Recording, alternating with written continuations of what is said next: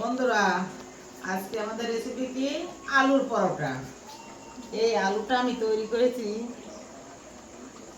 জিরের গুঁড়ো, মশলা, পেঁয়াজ, রসুন, কাঁচা লঙ্কা একসঙ্গে মিক্স করে পাঁচফোড়ন ভেজে গুঁড়ো করে এর ভিতরে পরোটা। কিসের পরোটা? আলুর পরোটা।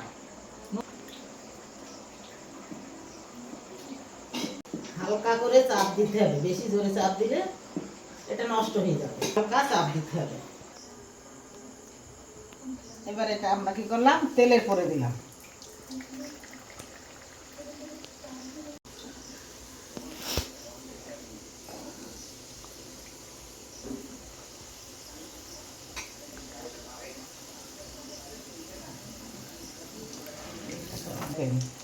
বন্ধুরা দেখেন কি সুন্দর ফুলে উঠেছে।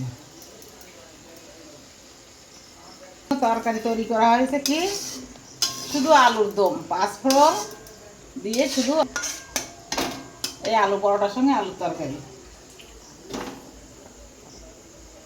বন্ধুরা ভালো লাগলে সবাই একটু কমেন্ট করবেন।